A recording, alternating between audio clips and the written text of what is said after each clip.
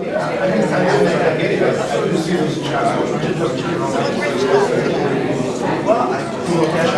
morning.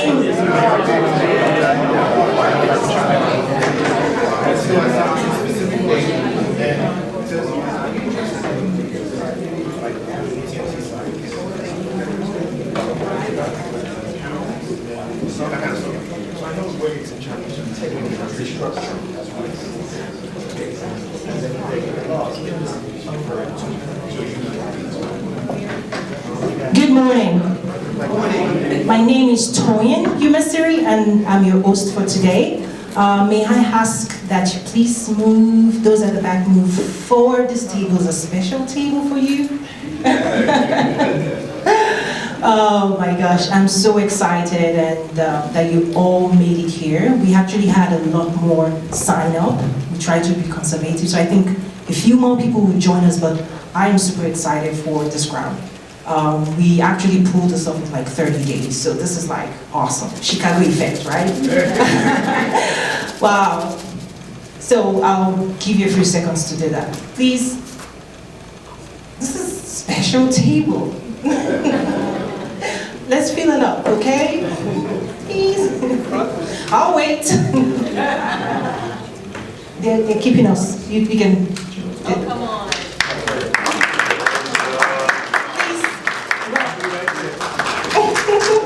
This table is for you. It's the special table.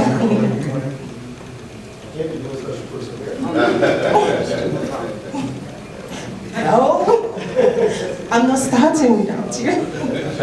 Yeah, I know you came first and you get to sit on the special table. We want to stay near the cookies. Oh, no. Thank you so much.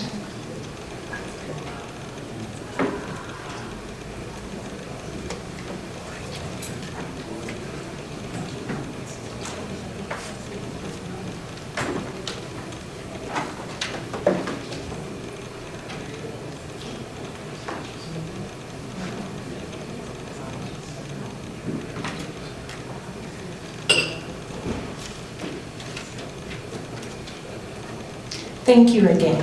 I've been around, connecting with everybody in the room, and I really feel like I'm among friends. So I'm actually going to be a little bit less formal with my presentation today. After talking to each person, Shakira, you made it. Please, South Africa Trade Commissioner, South Africa Consulate Chicago, please give her a round of applause. Thank you. We kind of go a little bit way back a little bit, right? I just moved here from Arkansas, and I didn't know I was going to move to Chicago. We held trade events in Arkansas, and that's a region under Shakira's leadership. And she actually flew from Chicago to Arkansas, and she spoke about South Africa in Arkansas. And then I was like, oh, just so you know, I'm also coming to meet you in Chicago. I'll be moving here. And she was like, awesome. So thank you for being here. So I feel a few people know me in the room, but I'll try and reintroduce myself. So Toyin Umasiri, I'm the CEO of Nazaru LLC, and I'm also the convener of the Trade with Africa Business Summit, which is a global conversation of bringing stakeholders together to accelerate and increase trade with Africa, global trade with Africa. Today's event is such a delight to me because I'm actually partnering with the Africa Export-Import Bank, which is probably one of the largest banks, and they're really focused on driving import and export and trade. We're partnering with them to put this together. They are key sponsors, and I'm so excited to bring their message to you, and for us to also dialogue and talk about what's next. So they bring special greetings. Dr. Roma, who is the president of the Africa Export-Import Bank, is leading an incredible conversation on the continent and beyond. And one of the things that, for me, I have a background in business, right? So if you read up some of my stories out there, but all I know is business. And what I've found out is that when we talk about the emergence of Africa, or Africa being the next thing, I strongly believe that the business community must lead for us to actually actualize those visions. The business community must lead Africa, and that's why the work that the Africa Export-Import Bank is doing, and as I'll share today, is absolutely incredible, visionary, and we're encouraging everybody to be a part of this move to transform Africa. Mrs. Kanayo Awani is the Managing Director for Intra-Africa Trade Initiatives. So this IATF initiative sits right on our desk. She has ownership of this global event. So Intra-Africa Trade Fair 2018 will be held in Egypt. But I actually want to put it in context. It's not just an event. So what I'll try to do is explain why it is different and why it's actually a movement to transform Africa. One of the things they both wanted to do, they both wanted to be here, but last minute, that was a few weeks ago during the United Nations General Assembly, we had originally planned on having this event and they were going to fly here, but then there wasn't enough time to get the word out there, so I had to shift it, and I said, you know what, we'll do this with or without you.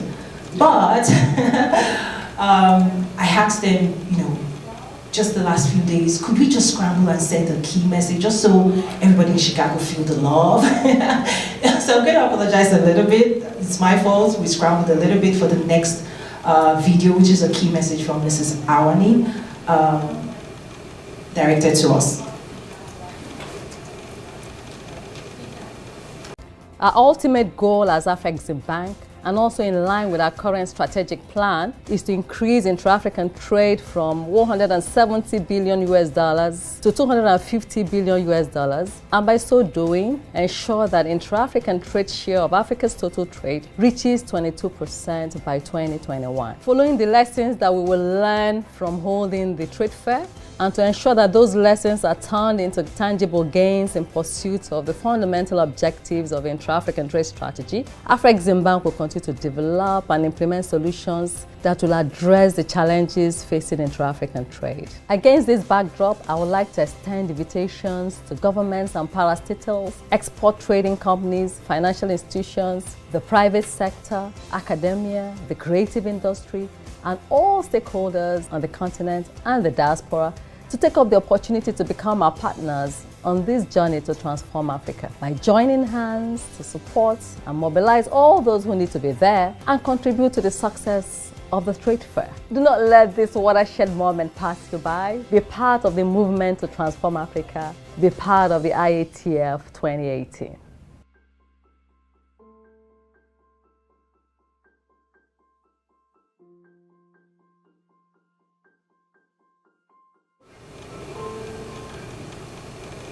Wow, so, the leadership of Africa, they actually know we're here today. They're actually sending a message into the African Union as well about what we're doing here today. So, thank you for being here. I'm super excited. And one of the things I do want to, as a groundwork, lay a foundation is, how many people are familiar with the Africa Continental Free Trade Agreement that was just signed this year? Okay, good. So when it comes to investing in Africa, one of the things I try to say is it's like a soccer game. Some people are already playing the game. They're on the field. They're kicking the balls. They may not be showing us the score, but they're in. We have people watching the game, right? People that say, wow, I see, right? I see what's going on. I'm reading all those reports about investments and growth. But they're just watching, right? And then there are people that are not even on the field. They're not even in the arena. They don't know the game is happening. they don't know what's going on. But so I do recognize that in this room, we have a diverse stakeholder, right? A very diverse group here. Some may already be an active investor with years, of experience investing in Africa. Some may be wanting to lean in, but not knowing where to start or which country or how to go about it. And some, may just have seen the announcement and go, what's that? So I do recognize that, but one of the key things that is happening right now as a result of, the African Continental Free Trade Area is, before this year, when you look at Africa, people do say Africa as if it's one country, but we do know 54, sometimes people say 55 countries. And if you wanted to invest, there's so much complexity to knowing where do you focus on. But with the Continental Free Trade Agreement, the leadership of the African Union have actually now come together to say, how do we connect the dots? How do we all trade with one another? And there are some statistics we have in the presentation. So with this signing, it creates a new conversation to say, wow, even if you're investing in one country, say South Africa, you need to start thinking beyond South Africa. How do you now serve neighboring countries beyond South Africa? So that's what this opens up, the opportunity for investors to look at the entire market versus regional market or just one country. So March of 2018 was when the leaders came together to sign the Continental Free Trade Agreement. And right there at that event, the president of Africa Export-Import Bank with the Commissioner for Trade of the African Union, they both launched the IATF. So this event that we're talking about was actually launched to say, we the bank, we want to support this movement, because when it comes to policy, you can have a policy on paper, but if you don't have financing backing and all of the processes in place, it sits on paper. And I'll give you an example. How many people are familiar with AGOA? Okay. For 18 years, AGOA is probably one of the most favorable trade policies I've seen.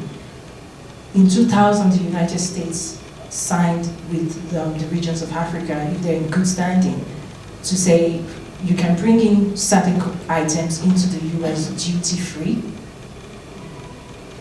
and it's existed on the books for 18 years. 18. It was signed into law by President Clinton. It was renewed by President Bush. It was extended to 2025 by President Obama. The clock is ticking. But guess what? The business community, so in Washington, D.C., people that know AGOA would say, why has AGOA not benefited Nigeria or Ghana? We've not maximized, but what I have found, and I can give you real examples, is that the business communities, the buyers, so this is a policy on paper that says buyers can buy duty-free, and it was put in place because a lot of the African countries cannot compete with Asia. So tariff-free should help you, right? But I'm going to generalize now. The buyers do not know. The people that are, exporting, they're hoping for somebody to receive it, but they are not using it. And I'll tell you my own personal experience is that I've gone to some of the government agencies, I won't name names, and I'm saying, I want to use agro, and they're like, it doesn't exist. I'm like, textile, it does. It's like, no, are you going to tell us our job? I'm like, let me pull up the internet. This is a US policy since 2000. This is what I'm going to use. And they were like, So I'm making them walk through that process as we speak right now, because we can all talk in theoretical terms, but the business community must lift these laws off the paper, literally, and bring it to bear and execute on it. So for me, being a part of this, it's not just, yes, this is happening, but we in the business community needs to say, what does it mean to us? What does it mean to my business? How can I be a part of this? And we've got to engage. And I know there are a couple of people that are already engaged. So that's my charge today. If there's one thing I want you to walk out of this room is African Continental Free Trade Agreement. What does it mean to me? What are the opportunities? How do I go? How do I engage? Because if the business community does not engage, it's going to be another AGOA. And I don't want that to be the case. So, you know, we also have a video now of Honorable Albert Changa, who is the Commissioner for Trade and Industry of the African Union. I'm assuming we all know what the African Union, European Union, right? Okay, awesome. So let me play that. Following the establishment of the African Free Trade Area in Kigali on the 21st March this year, we decided that we will not wait for ratification. We shall make a quick delivery of the Intra-African Trade Fair.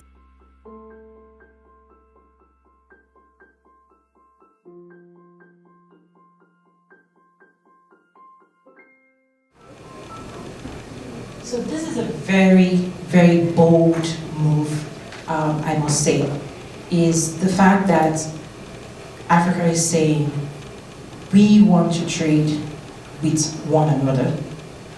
And, you know, like I said, we also want to say, what does it mean to us? So in numbers, comparing with other unions, the total trade, when you look at Africa's trade with the rest of the world, sits at 15 to 18% that Africa actually trades with itself.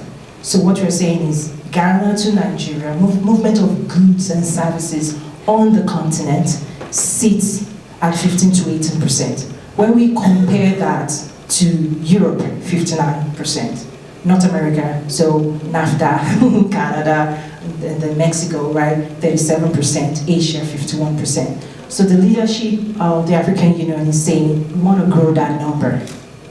And we recognize that we're not going to grow that number if we do not have the right investment, the right processes, you know, in place. And the Africa Continental Free Trade Agreement, if you're able to get your hands on it and read it, it's a lot of pages. But what you find is that they've actually put together a governing structure that includes all the ministers, right? All the ministers would then form a commission. All the heads of state would form, you know, the board, the leadership team. And so this is going to be, I really am excited because it's set up to be successful and we need to be a part of this. So that's really a big deal. And then what does it mean? We're going to show another video, and this is the president of the bank really passionately talking about why we need to move forward and the support they are offering.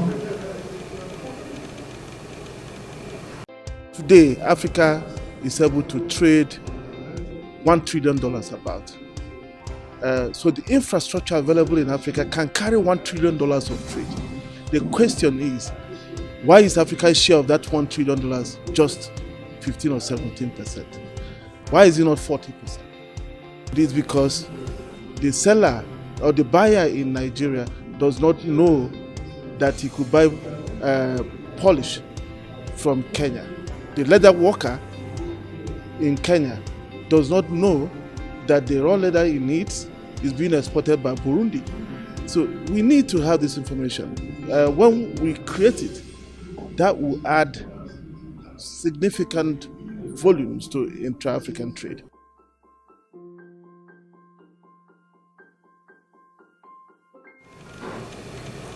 Okay, so just again to bring it home, so I actually run another event as well, annual event, we'll be bringing to Chicago next year, that talks about trade with Africa. This conversation is saying, yes, Africa is trading with the world, but with the size of the continent itself, within the continent, how do we increase border transactions? And we can actually learn from South Africa because of that 15 to 18%, if you were to remove South Africa's trade with its neighboring countries, the number drops to 6%. Okay? Right? So South Africa, for so many years, have always been kind of a gateway to Africa. They've positioned themselves, they've been successful at it. But we need to take it beyond just we can learn, we definitely need to learn what are they doing to promote South Africa and to also expand their businesses, multinationals going into South Africa. But why not Ghana? Why not Nigeria? All of that. So this is why we need to think broadly about the continent and also learn from the various regions. So African Export-Import Bank, for those people that buy and sell. When I say buy and, when we talk about trade, it sounds exotic, but it's really buying and selling, right? At the end of the day. It's really, I mean, from the beginning of mankind, it's all about exchanging of goods and services. And how can we, ease that process? Is anybody, if you're part of that framework right now, could you just indicate buying and selling, global trade right now? Yes, okay. So people in that world, you all know how important information is, right? Information, letter of credit, all of these instruments that would help make your life, easy, better in the process. But what African Export Bank is doing is saying, we want to provide a supporting structure to the African Union to make it a reality, right? And in 2017, they actually established a 5-year strategic plan called Impact 2021 Africa Transformed. And a key part of the agenda is to increase intra-Africa trade. So this is like a big push for them. And one of the things they are also, as part of the strategy is to finance $90 billion of global trade, where 25 billion of that, over that 5-year period, is focused on intra-Africa trade. So as part of this trade fair, as we'll see, if you're there, they're also saying if you want to trade and you find a trading partner, you don't have to worry about financing. We actually want you to trade. We want to help you close that deal. And when you look at this number, it sounds whoa, right? But for context, 2017, I believe, they did about $8 billion financing. About 50% of that sits in Nigeria, which is the largest economy. So they have 3 offices on the continent. But so if they want to increase that, but if you were to do that, multiply over 5 years, this is somehow a conservative figure as well. So any questions? Again, I'm going to make this a little bit less formal because I've spoken to one-on-one. I've spoken to people one-on-one in the room. I feel very homely, right? Like among friends. So any reactions right now?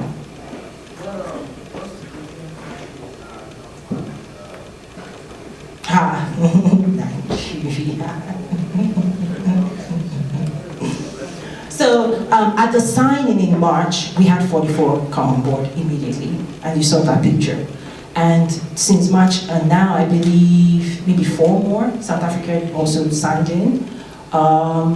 There was a news this week that the president of Nigeria actually formed a task force to do more due diligence. Given the size of the market, he said they did not just want to sign, they want to really understand what the implications are to Nigeria. Because what it really means is, with all of the activities happening in Nigeria, with Asia, all of a sudden Ethiopia cannot get a piece of that. Kenya cannot get a piece of that. So they really have to look at it, meaning how easy can Ethiopia sell into Nigeria and vice versa. So those conversations are happening right now. Yes, ma'am. I have 2 questions. The first one is the Brexit ban and dollar based loans and the exchange rate challenge that a lot of the African countries face.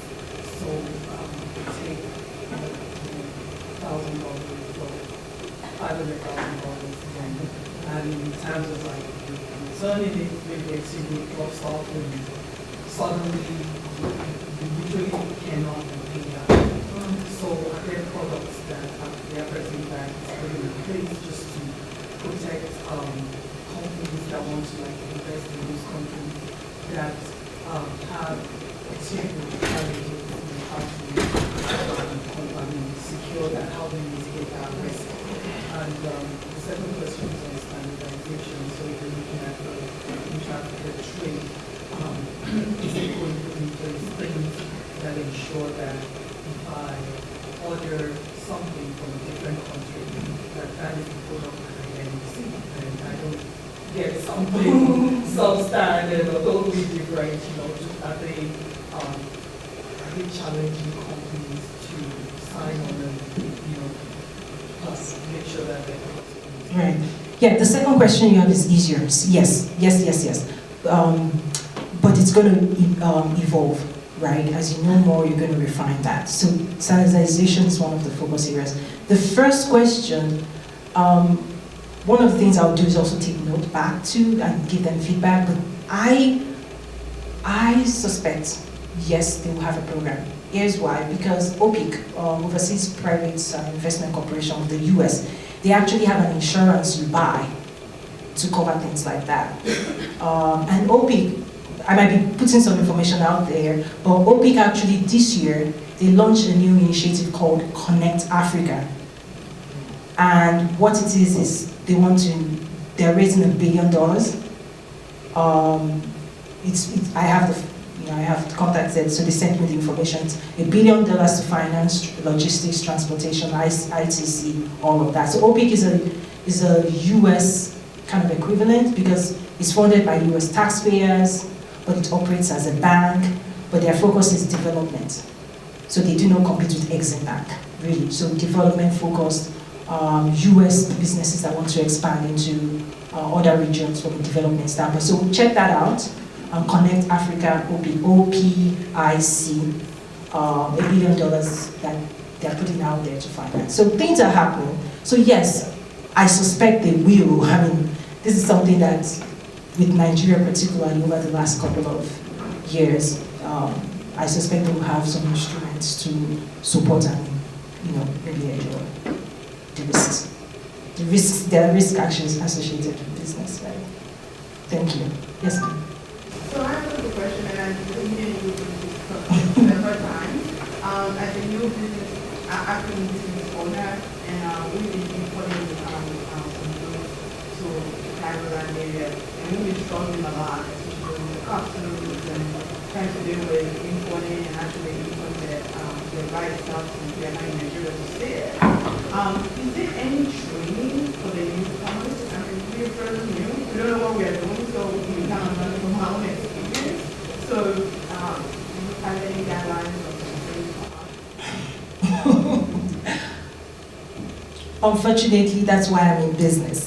Because, so my background, I worked on the back-end side, global trade, all of that. And exactly what I saw was that the information within that world is not readily available, especially when it comes to trade with Africa. NAFTA, yes, you're going to see all information out there, but Africa in particular, what I found is, where do you go for information? It's like it doesn't exist. Even there's some context of global trade where it's like Africa. When I show up, it's like nobody's talking about Africa.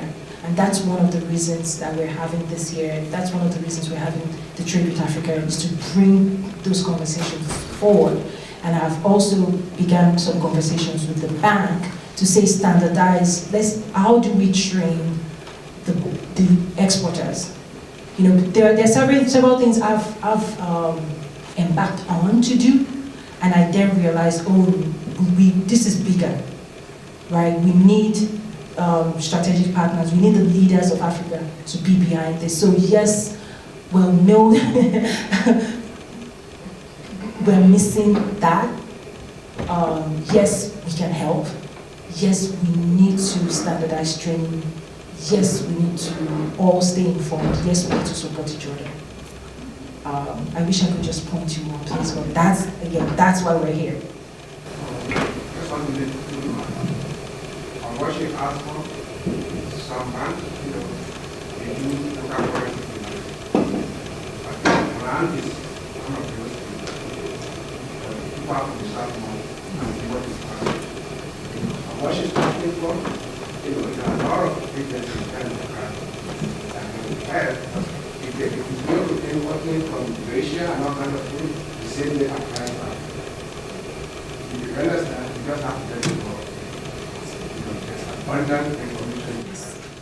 Awesome. So we'll definitely partner there and see what this existing information, maybe what we have to do is promote it. What I've realized is we could have the best solution in the world, but if we do not market it, and if we do not bring it to the attention of the right people, it sits and collects dust. So maybe, right, we have some information somewhere. How do we dig it out and find it? Talking about local currency, this year, I believe UK and Nigeria also signed a deal where if you wanted to buy, like if you're a manufacturer in Nigeria and you wanted to buy equipment coming out of UK, they've actually signed a deal where local currency swap is now happening. So for us in America, right, and China, right. So now if I'm, just imagine I'm running a factory in Nigeria, all of a sudden, right, maybe US becomes less and less competitive for me to trade with. Something to think about there. It's just something for us to watch out for. So, thank you. Okay, we're gonna move on. Wow. I don't want to hold you too much away from your lunch, but so as part of Impact 2021, we have also the Intra-Africa trade strategies particularly, and I want to walk us through some of the content of that. Before we do that, this is a definition. When you say intra-Africa trade, they've actually come up with this definition from the context of the bank and the African Union. Personally, I would like to see a little bit of adjustment to kind of infuse the global investors, kind of what's their role in driving this, but as it sits right now, it's really goods and services between or among African countries. We've also included the diaspora, I believe, yes. So even though it's not on the continent, if you're in the diaspora and you're trading with the continent, they are putting it under this bracket as intra-Africa trade. So it's technicalities, right? But for me, the broader the better. I don't think we want to exclude. We need everybody that wants to really engage. How do we bring them on board? So for me personally, that's my own personal view. So just to ground again, intra-Africa trade as this specific definition, and everything, the strategy is built around this definition. So what they've also done is created 4 pillars of growth for the intra-Africa strategy, and I love this. This is the most important slide. Of everything I'm showing, this is the most important slide. What it talks about is they want to finance and increase creation of goods and services on the continent, productivity, right? When you look at the real numbers, actual numbers of trade, what you quickly find, and I've dug through that, especially 2016, is that raw goods come out of the continent, but not finished goods. Okay, extractive resources. So today's trade is really extractive. And I'll give you an example, cashew. We all here are probably eating cashew from West Africa, but we do not know because it's exported raw into Southeast Asia before coming to the United States. On and on. And West Africa produces about 40% of the cashew in the world. Yeah, ouch. So, how do we produce? How do we finance produce? Where locally, earlier in the year, I was a keynote speaker at Olim Business School in Missouri, and they have some active projects in Africa, in Nigeria particularly. And one of the things their MBA project leader said, and he was supposed to be here, But anyway, what he said was they took a processed cashew to the farm in Africa, okay, and they showed them the processed cashew in the bottle. And they said, where do you think this cashew came from? And they were like, wow. And the person said, do you know it could have come from your farm? This cashew could have been, it could have been grown right here in this farm. So one of the things is, how do we put a production plant right there at the farm? So these are the opportunities, right? Is to say the global market would reward you for finished goods, right? Versus extractive resources. Extractive resources actually growing somebody else's economy. It's powering America, Asia, the rest of the world, when you look at the real numbers. But now, how do we get that to power Africa? The resources there. So the bank is ready to see projects really about capacity building. We have the workforce. Right now, Africa sits at 1.1 billion. By 2050, at the event we actually had the chief economist for Africa, for the World Bank, present to us their projection. By 2050, Africa is going to have a quarter of the population of the world. It's going to grow to 2.2 billion, while the rest of the world is shrinking. Africa is rapidly growing. It's going to have a young youth workforce. Nigeria in particular, by 2050, is going to be the third largest nation in the world, next to China and India. Yeah, so why are we not watching this? So this is the data that we have, that we're saying Africa is the future. In 1980, the continent had about, I think, 500 million people. Just about 40 years later, it's doubled to 1.1 billion. So that projection, that number is what they're projecting, because I don't think Africa is like slowing down. There's no one-child law, so that is projected to really grow rapidly. So so we have the youth workforce to produce. So for me, if I were talking to Africa's leaders right now, I would say your number one really focus should be, productivity. If you could be like China, just produce, right? That's where wealth creation comes in. So yes, financing initiatives that is about, processing goods, building capacity on the ground, and then connect. Part of the chapter, I think he actually, I'll just pause. He asked. Yeah, actually, before the comment, it's kind of, the name is Tolu Akinrubeli from Singapore. It's quite, timely that I heard you focus quite on cashew. If anybody is interested in learning more about cashew, Singapore is at an advanced stage of upstanding 50-hectare cashew plantation with the state government in the state. We're currently, putting some partnership arrangements together. So if you're interested, please let us know. Okay, so I'll give a plug for you as well. Tolu is really on the move.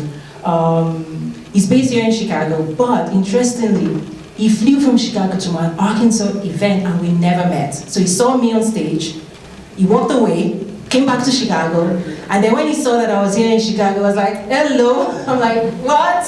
And he said, I just came from your event. I'm like, why didn't you introduce yourself? And he said, well, you were so busy, so I'm glad now. So Tolu has a lot of activities going on. I think he's already registered for Egypt. Yes, he went through the process. And you're traveling to Ethiopia, right? I made a connection for him as well. Someone on ground that would help him as he's traveling. So definitely network is somebody you want to talk to. Yes? Yes, so my question is this. The focus is on driving productivity. And I really ask myself a question. Why this raw material is taken to South Asia? The infrastructure now should be the target or the focus for now. But if you start doing this, how sustainable will it be? If you don't have electricity, you don't have Yes, you have the population, more electricity, more roads, is that the reason why they are taking it? Can we focus on that first before Okay, so I'm going to answer that question in a very unique way. When people say Africa is poor, I say no. But what we've refused or we've not done is converting natural resources to man-made wealth. So what you and I consider as wealth today is man-made. Electricity, power, all the infrastructure stuff you said, right? And because of that, that's why in Sierra Leone, and I've spoken to a diamond miner in Sierra Leone, and he told the numbers. What it takes to bring a diamond out of the ground, I won't tell you, it's nothing compared to once it's done, you throw it to the global market stack, right? But guess what? You have people in Sierra Leone that literally can dig out diamond in their backyard, but do not have water in their tap in their house. Watch out that visual. The wealth is under the ground, right? So that infrastructure, we have to put it in context. The infrastructure has to be built. It has to be built by you and I, not somebody out there. We've got to get that. When we're talking about Africa, we need to start looking at ourselves. Because if people in this room cannot solve this problem, it's not people we left back home. So it's our responsibility as the diaspora. So I'm turning it back on you. No, yeah, there's no that person. Why are the leaders there? No. What? And I know you're doing a lot. So this is I'll talk about it a little bit if you don't mind. He went to school on a soccer sports scholarship. So when it comes to the sports industry, he's leading a conversation and connecting talents, soccer talents on the ground, and helping them access scholarships, working with coaches at very Ivy League schools in the US, and he's actually planning an event next year. So, so I know you're doing something, but I want us to start saying, personalizing that infrastructure, right? What can I do to build it? And pick a small place and let's start. Very interestingly, it's just a follow-up from what he said and the conversation that you, your response, and that line of conversation. So my thinking, and right from the start of this presentation, I was just thinking, if we're focusing so much on production, we're focusing so much on partnerships, if that infrastructure is missing, shouldn't that be a conversation? Shouldn't we be looking at each other and saying, hey, we know the problem is that resources is not a problem in Africa. There's no question about that. But we know that converting those resources to things that would be useful to build wealth is where the problem is. So if we focus on that, then we can actually start getting the train moving. And if that's the case, then where we start that conversation, who do we talk to? These kind of forums that we have, how do we map them out and structure them to actually address that wealth creation resource? What I would say is it's not either or, it's both. And I know even the president of the bank is addressed this. This was how he answered it, and I'm paraphrasing. Even if we do not build any additional infrastructure today, the existing infrastructure can actually carry $1 trillion of trade. Okay, so it's not, as we look at it as parallel, right? Yes, we keep ramping up. What we already have today, let's keep creating access, yes. But we also have to address what you just said. So it's not this or that, but we need people thinking both needs to happen at the same time. Yes. I wanted to talk about what you said and what you said and what you said.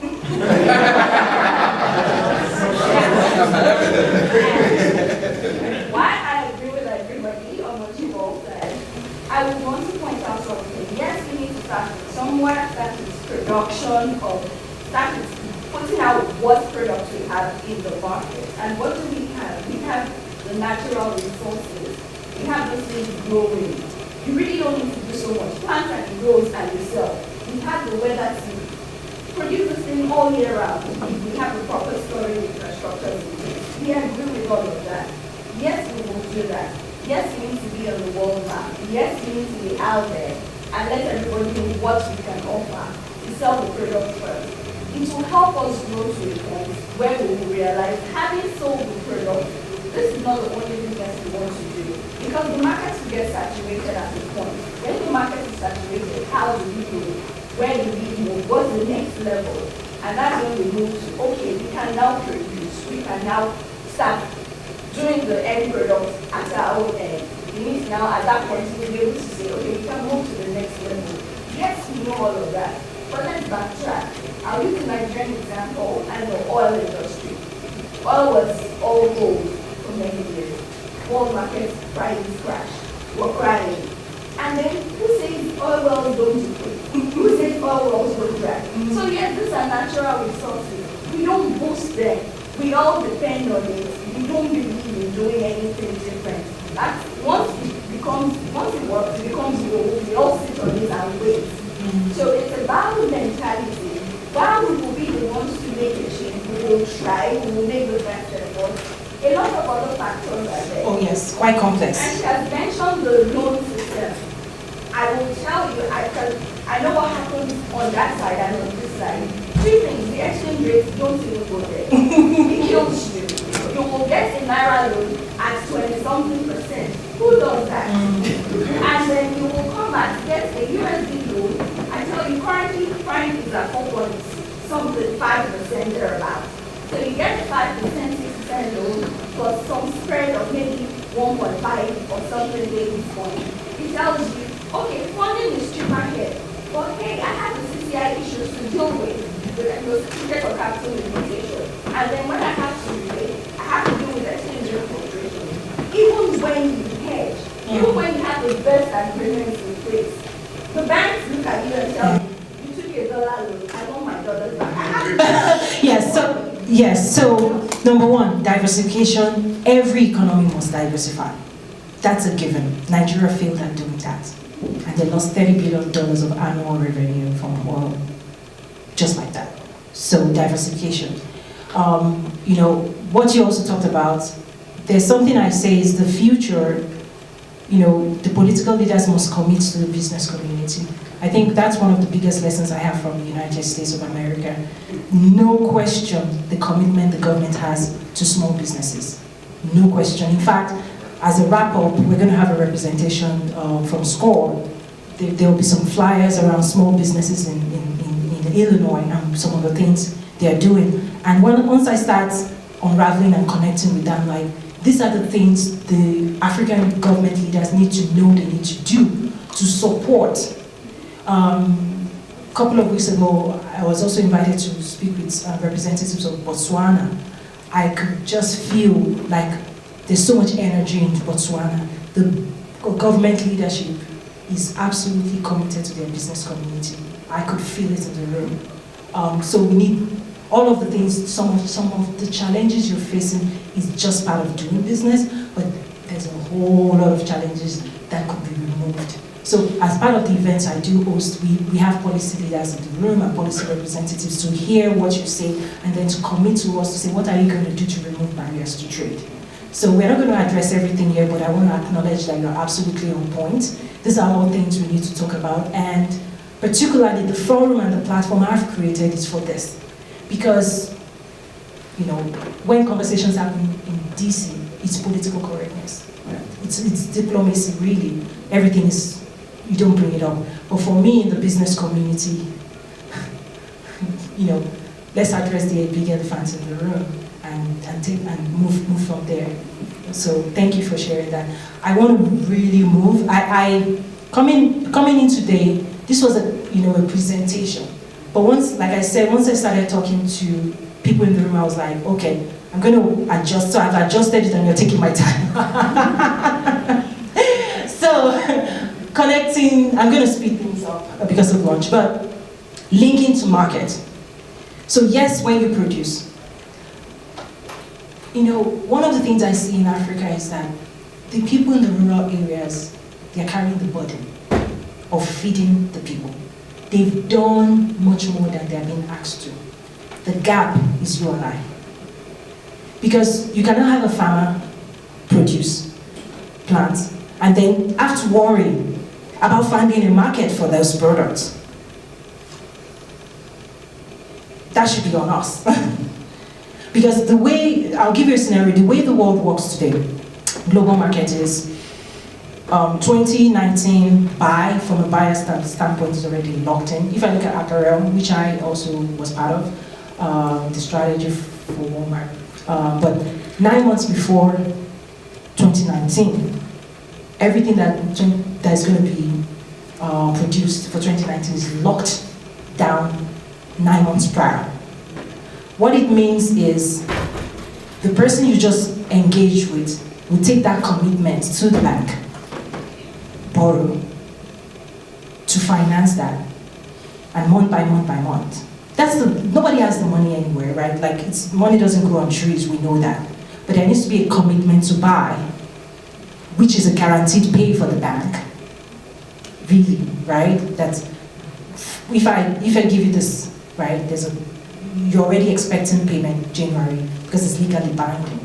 And that's how the world runs and funds. And so at the end of the day, the manufacturer, what do they have to focus on? Production, quality, that's it. The same thing, farm. Future yields have already been committed. What does the farmer have to focus on? Just pray and say, rain, rain. That's all. But Africa, we don't have that today. The burden is all on the farmer. The burden is all on the producer. They're carrying the weight.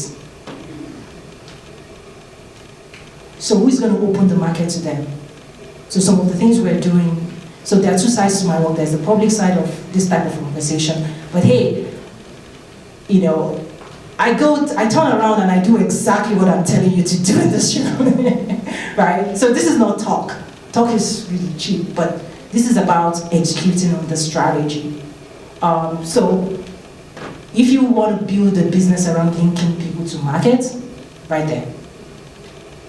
You don't even have to produce, just create a wonderful logistics infrastructure that helps people move their goods. They'll pay you for it. Distribution channels, transportation, services, payments, right? And then the bank is also saying they want to measure over the next 5 years, is this really successful? But like I said, even if the bank is doing what they can, if African Union is saying, okay, we all agree we want to trade, we want to move goods, and the bank is saying, yes, we'll support, we'll finance. What's the third leg of the stool? Business. We are the business people that will make this happen. Okay, so let's watch out. It's not the bank. The bank is not the one to. They're there to support the business community. So that's why this for me was really music to my ears. Another amazing thing is Intra-Africa Trade Platform is going to be created. We're also going to digital. After the event, there's going to be a lot of digital activities going on. We'll be helping support that as well. Going to move quickly. Letters of credit. These are services. We talked about standards. Is it this page? Maybe it's the next. Standards. Harmonizing standards for trade. Developing centers and working with the government. So once you partner with the African Union, all of a sudden, right, the government structure, the trade ministries, as part of the Africa Continental Free Trade Agreement, they now have responsibilities to harmonize standards and to abide by the rules of that agreement, which makes life easier. Again, this is evolving, but I'm just asking, let's listen, let's plug in, let's be a part of this. We do not have all the answers, but surely we have brilliant minds right here that can lend their voice and also help move this ahead. So in Egypt in December, what they've championed is to say one of the challenges is also visibility. If you say, okay, I want to trade, I want to be involved with African countries, the next thing is where do I find who those people are? So visibility, transparency, all of those things. What the bank the Africa Export-Import Bank has done is to now work with the African Union for each country to bring their best of the best. And they also did it in such a way that they're making it country pavilion, because if they just open and say, oh, this is a trade fair, come and showcase your goods, countries like South Africa is going to really dominate. I know. I'm giving you the recognition, I know. But then smaller countries may not, without the strength, may not be able to, represent themselves properly. So by going with the country pavilion, the country gets to bring their best and brightest business stakeholders. Target numbers for December event, it's a big one. 7 full days of trade show. There's also going to be conferences for that. African heads of state, targeting the $1 billion people on the African continent. They're expecting a lot of foot traffic. So, one, this is an opportunity. If you have good services that you want to put in front of the right people, this is an amazing opportunity to get in front of. If you wanted to go travel, yes, keep traveling, but when you have convened of all the key stakeholders, it doesn't get better than, right there in the room, being able to access those individuals that have traveled from afar. Target industries, really, this is a broad, it's open from sports to arts, music. There's actually a speaker who is a soccer player coming out of Europe. Music, like that's a huge opportunity coming out of Africa as well. So this is really a broad, stroke in terms of attracting as many players and from different fields as possible. One thing though, talking about infrastructure as well, are you familiar with Power Africa? Okay, so that's also a US government initiative from a power infrastructure standpoint and committing investments and funding into that space. In attendance, ministers, heads of states, diaspora, private sector. We also have some insights, right, that would help you from a navigation standpoint. I mean, this is, for Americans, this is bigger than the Super Bowl. I was waiting for the reaction there. It is. Okay, so anyway, I'll just click through some of the information here. Regional trade hubs would also have their own pavilion. So they do recognize that, Egypt, South Africa, Nigeria, Cote d'Ivoire, Kenya, within their regions, East Africa, West Africa, they are key players, and they hold a wealth of information. They already trade strongly, so they're giving them opportunity to showcase separately as well as under the regional trade hub. And then Afro-Exim Bank would have a station that, they want you to be able to come there and all your questions, financing questions, right there. They want you to be able to get the answer right there. And if you have deals and you want to close, they'll have the right people there to help make this happen. Egypt being the host country, they get to get quite a significant space to showcase Egypt and to promote Egypt as well. And there's a conference when it comes to trade financing and payment conference. So as part of the fair, they're also going to be holding a finance payments conference. So I think that's something you should check out as well. And I'm wrapping this up, but I want to end with a final message from Ms. Kanayo, again, who is, this event is really under our office. And I thank you so much for listening to me. I'm available to talk. You've made this very warm, so I went off script a little bit, so that's good. but please listen to the key message. Our ultimate goal as Afexim Bank, and also in line with our current strategic plan, is to increase intra-African trade from 170 billion US dollars to 250 billion US dollars, and by so doing, ensure that intra-African trade share of Africa's total trade reaches 22% by 2021. Following the lessons that we will learn from holding the trade fair, and to ensure that those lessons are turned into tangible gains in pursuit of the fundamental objectives of intra-African trade strategy, Afexim Bank will continue to develop and implement solutions that will address the challenges facing intra-African trade. Against this backdrop, I would like to extend invitations to governments and parastatals, export trading companies, financial institutions, the private sector, academia, the creative industry, and all stakeholders on the continent and the diaspora to take up the opportunity to become our partners on this journey to transform Africa and join in hands to support and mobilize all those who need to be there and contribute to the success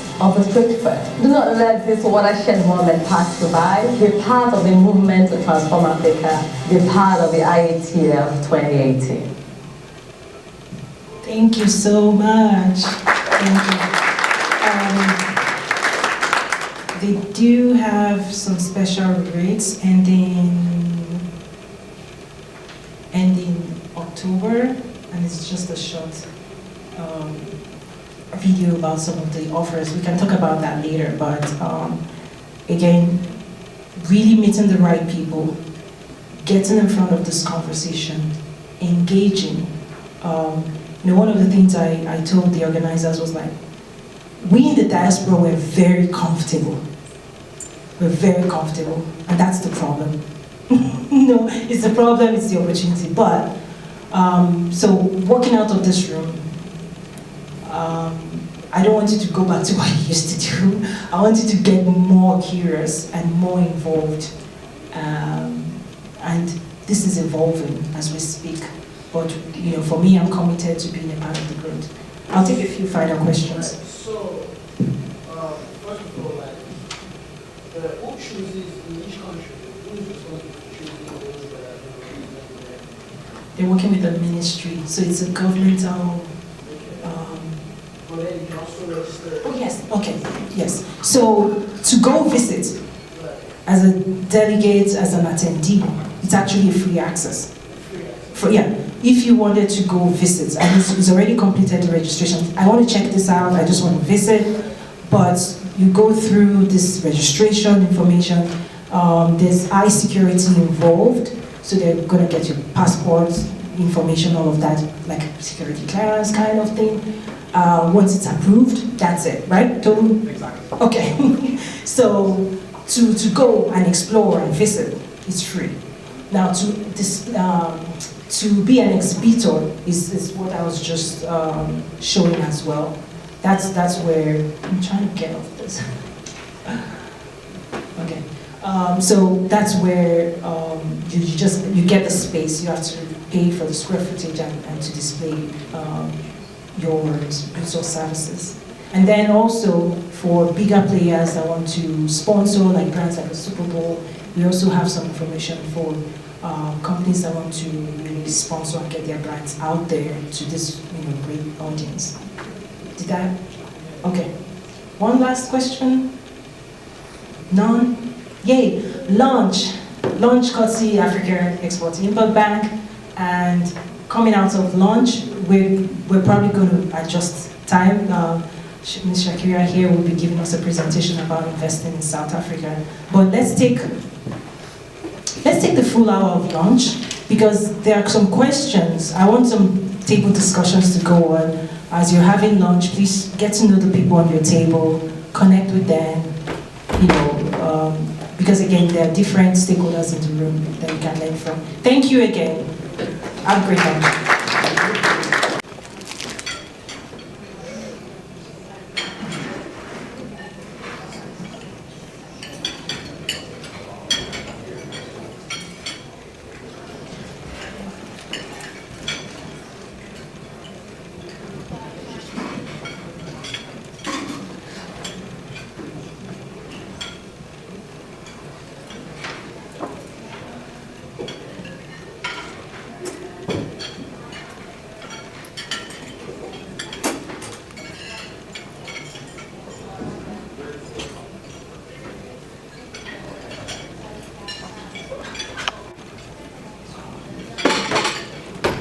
day, everybody. I hope you enjoyed your lunch. I was so eager to speak to you that I couldn't wait until you finished your lunch. I wanted to say thank you so much to Toyon for providing the South African consulate with this opportunity to speak to you. It's always nice to come out to the suburbs. I'm usually stuck in downtown, which is a very exciting place to be, but I don't get to see much of the suburbs, so it was very nice that I'm in Oakbrook. The reason why I said to Toyon that I would love to be part of this event is because currently South Africa is going through so much of dramatic changes. And this is such an amazing opportunity for me to connect with yourselves and to tell you what our mandate and objectives are currently in South Africa. The first thing I would like to start by saying is that I'm one of just very few people from the Department of Trade and Industry that are based in the USA. In fact, I just have another colleague in Washington, so that's 2 of us for the entire USA. The resources are very thin because South Africa has taken a conscious decision to focus more on expanding our activity between South Africa and the rest of the African continent. So most of my colleagues are actually based in Africa and then other key high-growth emerging markets in Asia, for example. Having said that, the other thing that I would like to talk to you about, which is not part of the presentation, is an exciting development that occurred just yesterday. You all may have been following what has been going on in South Africa in terms of the changing of the guard, the appointment of our new president. And what's been happening is that President Ramaphosa, in the run-up to the elections, has been in a very concerted effort and drive to stimulate investment into South Africa and to change the narrative in terms of what has been happening over the past few months. And yesterday, our president launched an investment conference whereby over 1,000 people attended and announcements were made by several companies to invest or expand their investments inside of South Africa. The plan is to lure $100 billion and we are actually have been very successful in terms of our activity so far with that.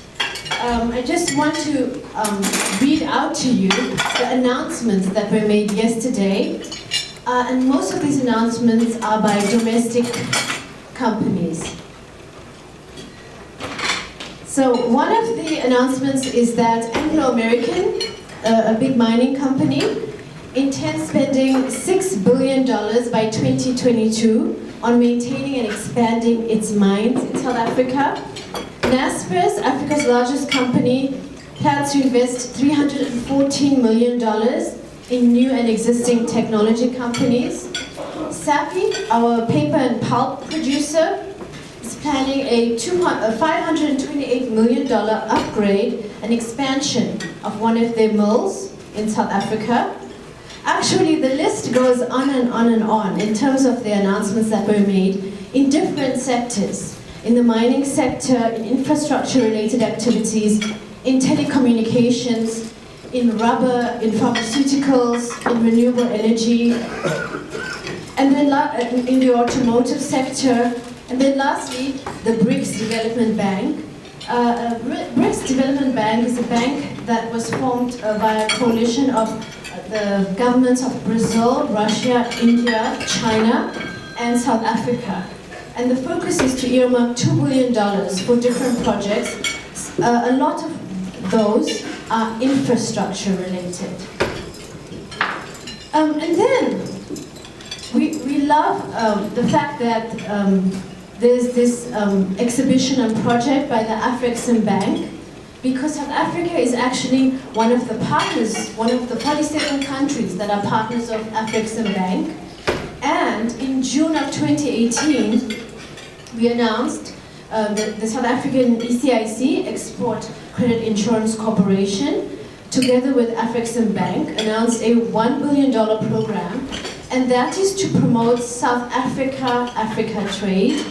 And it's with $1 billion of financing to promote trade and investment between South Africa and the rest of the continent, to focus on trade transactions and projects, to offer co-financing and risk-sharing options, and in all other intra-African trade matters, which encompass technical cooperation, staff exchanges, research and development, joint events, and help. The focus is also on small and medium enterprises to enable them to join regional supply chains. And this, of course, is all in line with the strategy called Impact 2021 Africa Transform that Toyan has been talking about the past few minutes. So we have such a strong focus in South Africa on intra-African trade, on industrialization, and increasing our manufacturing for exports. And I have some stats here which will show over the past 10 years the increase in trade with Africa and the dominance of the African continent in terms of South Africa's trading patterns. But before I move on to that, Toyan also mentioned AGOA. And AGOA actually has 6,500 tariff lines, which encompass sectors like clothing and textiles, the pharmaceutical sector, the automotive sector, capital equipment, food, well, I would say fortunately, but unfortunately, the major beneficiary of AGOA out of all of the African countries is South Africa. But having said that, there's enough scope for all of the other countries to maximize on that potential, as well as for South Africa to maximize on that. We have a few years left, but it's so important to see how we can maneuver within that space, even given the recent tariff announcements, investigation announcements in the aluminum and steel sector by the US market. There still is so much of opportunity to focus on that. And my mandate is to promote South African business. So my mandate is to look at how South African companies can trade or by way of selling their products into the US market. And I also would like to support US businesses in terms of their investment projects that they would look into inside South Africa. So unfortunately, although I would love to support companies to sell their products to South Africa, for us, we want to focus on how we can grow revenue inside the African continent and inside South Africa, and how we can access those regional value chains within the African countries. The one other thing that I would like to mention, which I find very impressive actually, and have to go through a lot of my new notes here, because so much of new developments have been happening. South Africa and the role of South Africa on the African continent. South Africa actually has diplomatic representation in 47 out of 55 countries. And the latest office that we opened in Africa was in Bangui, in the Central African Republic, in June 2017. And the reason why we have made this conscious decision is that we know that in order for the South African economy to grow, we need our neighbors and the rest of the continent to grow with us. And we need to focus on those opportunities between our countries, and that will help us to eradicate poverty, unemployment, and inequality. Something really interesting, and I mentioned this earlier, is that in 1994, trade between South Africa and the continent was, in rand terms, 11.4 billion rands, but as of December 2017, it now stands at 420 billion rand. So that's a huge, huge jump. And the one advantage that we have trading with our African partners is that we export predominantly value-added products to the continent, as opposed to raw material like you mentioned cashew nuts, or other nuts. For us, our strength is macadamia nuts that we would export to the rest of the world. So we want to focus more and more on trade between our African partners, because that's where the opportunity lies for both in terms of value added. We're not just selling our products to the rest of Africa. South Africa is also a major investor and growing growth and development in the region. It's a large contributor to FDI in sub-Saharan Africa. It's 298 billion rands worth of investment as of 2015. And it has been a variety and diversified range of investments, which includes investments in manufacturing, retail, communications, construction, finance, and tourism. So that is what I wanted to speak about. And I want to touch on a few things in terms of my presentation, particularly the focus on Africa. If you look at our trade composition, 26.3% of our exports are to the rest of Africa. Whereas in the past, it was to European countries, Africa now features and is predominant. South Africa, I think Toyon has spoke a lot about South Africa already, so I'm not going to go into the details and into the pitch of that. Just that we are going through such exciting times in South Africa. I'm not going to gloss over the challenges. We have a lot of challenges in South Africa. Our growth rate has declined. We have high unemployment rates. But with our new president, he was deputy president, but with our new president in place, he has gone into overdrive in terms of focusing on a transformation of our state-owned enterprises, those that are responsible for electricity, energy, for infrastructure in terms of rail, and for other obligations. And we're looking at changing the landscape, reforming the landscape. So in addition to the transformation of the state-owned enterprises, we also have a newly announced finance minister, who was our former minister of the Reserve Bank. And he also announced his budget speech a few weeks ago. And the focus is on infrastructure. And there is so much of investment that we are making into infrastructure-related projects. And despite, how much more time? Okay. Despite the focus on increasing our investment in infrastructure, we still rank very well in terms of our road, rail, and port facilities. We actually rank 10th globally in terms of kilometers of paved roads. And we have very busy ports, one of the largest dry bulk ports, which is in Richards Bay, and that's in KwaZulu-Natal, the province where I come from. And we have very busy container ports, Durban and Cape Town. We have recently announced the resumption of our renewable energy independent power producer program. So we have a lot of focus on diversifying our energy sources away from coal, focusing, for example, on collaborations with the private sector on wind and solar related energy. And then we also have a lot of airports. We have a huge domestic market. So for those of you who are looking to sell to South Africa, there is a big consumer market. But for those of you who want to partner with South Africa, which is what we are looking to focus on, we're looking for collaborations with US companies to look at opportunities in the rest of Africa. And that's in the field of services as well. And we're looking to see how also you can manufacture in South Africa and how you can then access those preferential trade agreements to export to the rest of the African continent.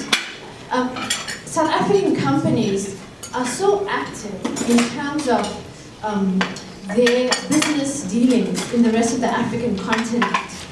And the government has actually, since 2016, created a unit solely to focus on business with Africa. This unit is called Trade and Invest Africa, and it provides financial support and non-financial support for South African companies who are expanding into the rest of Africa. The non-financial support also includes market intelligence, research reports, business-to-business matchmaking.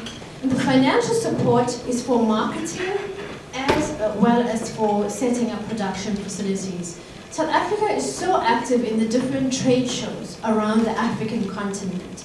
For example, there is a show called FILDA in Angola that we usually participate in annually. And I know that we have several businesses participating in shows as far as wide-reaching as in Tunisia and as close as to our neighboring countries in sub-Saharan Africa. So I cannot emphasize this point enough, why Africa is so important to us as South Africans. I want to go to number 19. So this is a snapshot of the different industries that South Africa has strengths in and that we are promoting and that we are looking for potential partners to invest in. And I have an example that I always use when I talk about collaboration between American and South African companies, and that is of LanzaTech. In South Africa, there are certain technologies that may not necessarily be available to us, and that's when we look at partnering with US companies. So a South African company has decided to invest in a huge plant in Mpumalanga, which is over here, and that is doing the conversion of waste to energy. They use some, and the technology that is being used is a technology from a US company, and that is called LanzaTech, and they have licensed their technology, and that then enables us to do manufacturing and industrial activity in the province of Mpumalanga, which results in a lot of job creation and the conversion of waste to energy. And I don't have the chemical equation for this. However, it uses biomass, and the biomass is taken from the gut of a rabbit. So that's really interesting because it's so interesting how we find efforts to collaborate between the US and South Africa, and which will result in something of benefit to South Africa and consequently to the neighboring countries as well. I would like to focus, brag a bit about the province that I come from. I come from KwaZulu-Natal, and that is on the east coast of South Africa.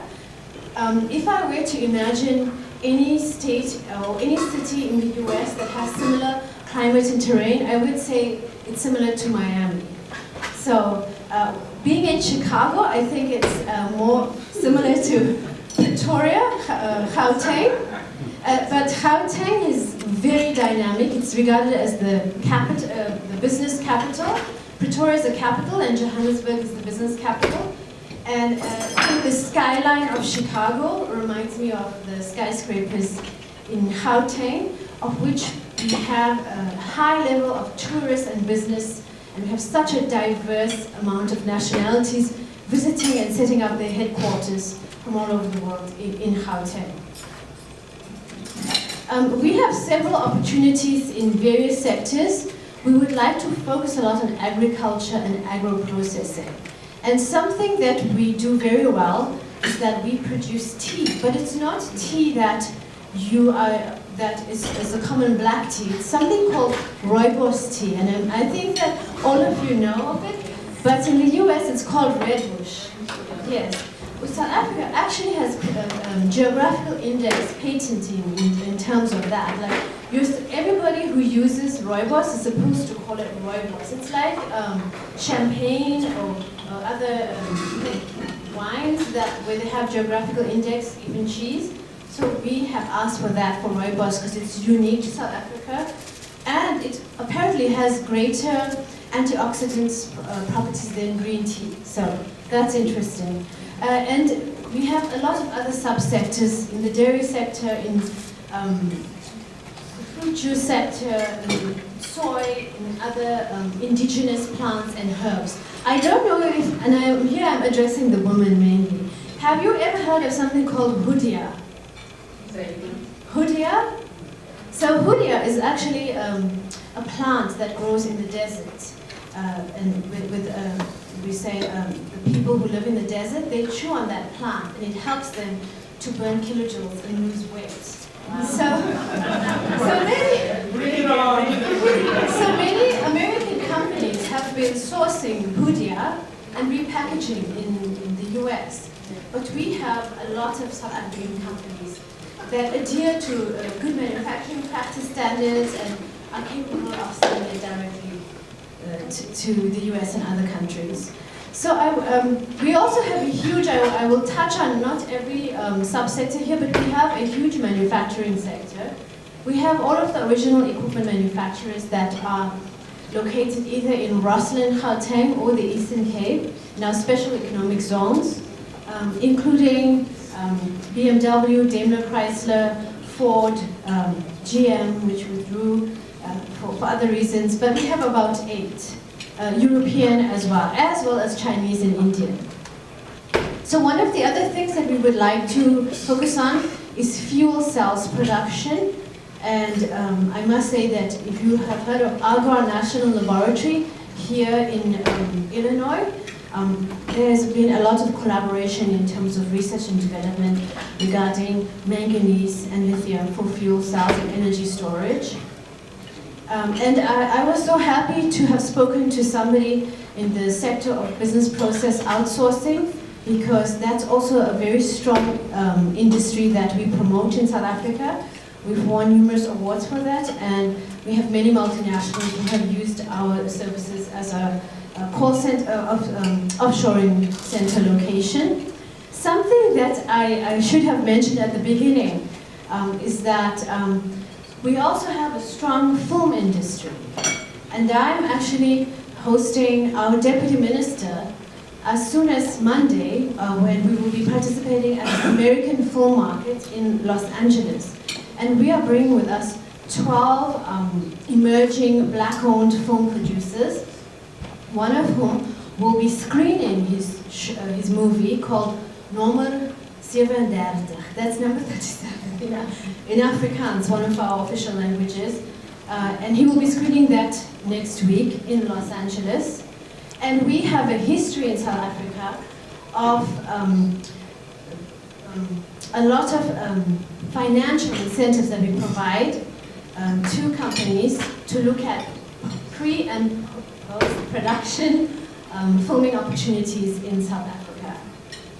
And so if I'm stuttering or stammering, it's because my mind is focused on my deputy minister's imminent arrival in Los Angeles, which there's a lot that still has to be done.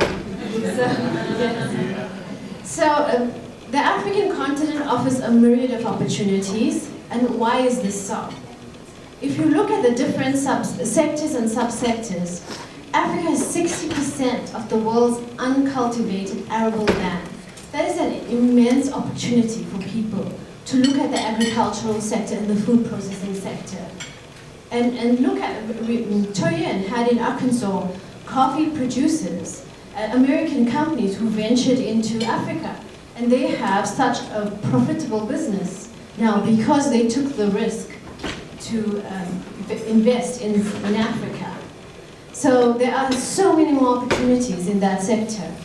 In the mining and minerals beneficiation sector, Africa is a major player. Most of the resources are available and come from Africa. In South Africa, we may not necessarily have oil, but we have basically everything else. We have platinum, diamonds, coal, vanadium, chromium, just a whole platinum group metals. So there are so many opportunities in terms of beneficiation. And then we are still exploring offshore and onshore gas opportunities, and we have Mozambique, which is rich in that. And there are huge development opportunities in Tanzania. And then in manufacturing, there are so many opportunities in terms of accessing those value chains. It's food processing and beverages, minerals beneficiation, forestry, clothing and textiles, footwear, and the list goes on and on and on. In terms of infrastructure, although I mentioned the investment that South Africa is making in terms of its own infrastructure, there are still many projects that we are doing across countries. And actually, there are a lot of opportunities to collaborate with US companies on projects in the African continent. Mention was made of OPIC, but besides OPIC, we also have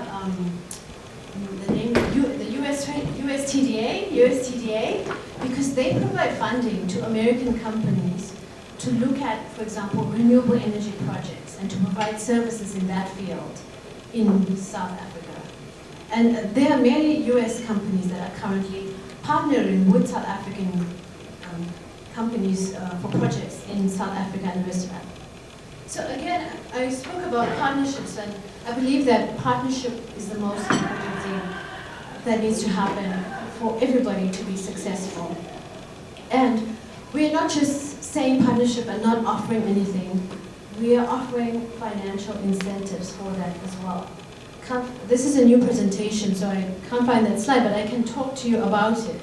South Africa currently has various special economic zones. Here we are. And these special economic zones offer to all sizes of companies a reduced corporate tax rate if you locate within those zones, and a value-added tax and customs duty suspension because it's a customs-controlled area. We offer incentives for employment. We offer a building allowance, as well as preferential land rental and utility rates.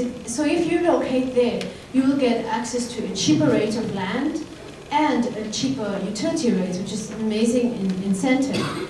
And we also help to facilitate your entry into those zones. So this is such a great opportunity to look at manufacturing in South Africa and then selling to other African countries, of which in some cases we have zero to minimal duties for your US product. I also have a list of incentives and support that the Department of Trade and Industry offers to companies who would like to source from South Africa or produce in South Africa. And there is a website called, and I hope it's here, Invest SA. I can share that website with all of you. But it's very exciting times currently in South Africa. We had a lot of challenges over the past few months, especially in the beginning of the year. But right now, our president really is in overdrive. I cannot emphasize that enough. And we are so happy to engage with those companies that would like to buy South African products. Thank you very much.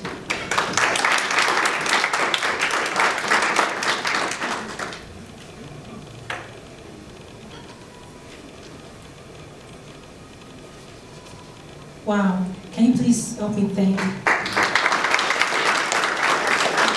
out of that very busy schedule, right? She's super busy, and I can't thank you enough for being here and sharing with us.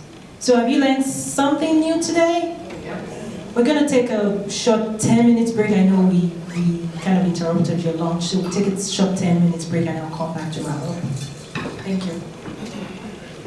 So the leader there, Keith, he might be on his way, but one of the things is these are volunteers and services available to your business here in Chicago.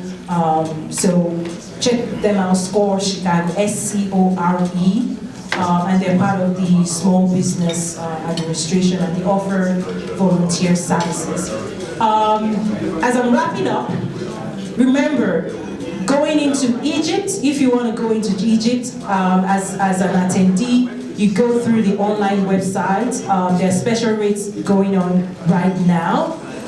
From a visa standpoint, I actually met with the Consul General of Egypt and his team. They have a consulate here in Chicago, so they can help you walk through that process.